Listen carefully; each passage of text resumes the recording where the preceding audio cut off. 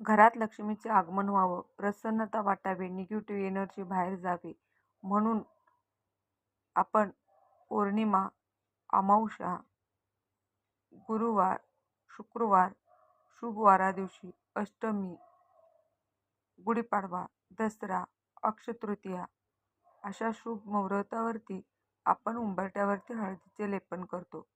इथे आपण हळद घेतलेली आहे. त्यामध्ये गुलाबजल, अत्तर, गोमूत्र, गंगाजल हे टाकलेले आहे. आता ही हळद घरी बनवलेली आहे बरं का. त्यामुळे ही अगदी उंबरठ्यावरती सहज पसरली जाते.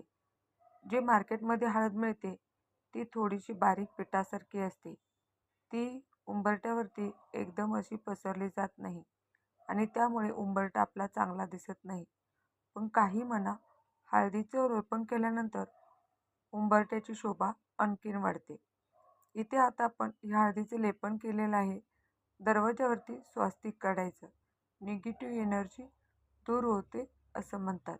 येणाऱ्याचे पहिले लक्ष या स्वस्तिकवरती जाते आणि आपल्या घराला दृष्टी लागत नाही. म्हणूनही असे स्वस्तिक काढले जाते. तुम्ही काढता का स्वस्तिक आणि उंबरठ्यावरती लेपन करता का हे नक्की कमेंट करून सांगा.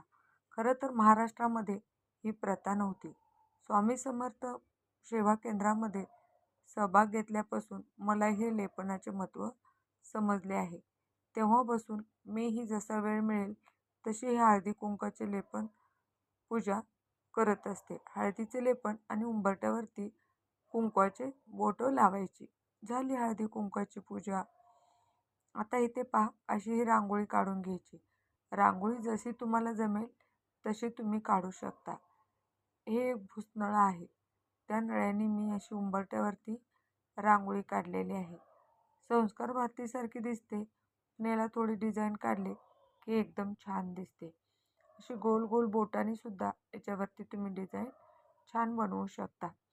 मंडळी, तुमच्याकडे काही प्रथा आहे आणि तुम्ही कधी हळदी कुंकवाचं लेपन करता हे नक्की सांगा. व्हिडिओ पाहिल्याबद्दल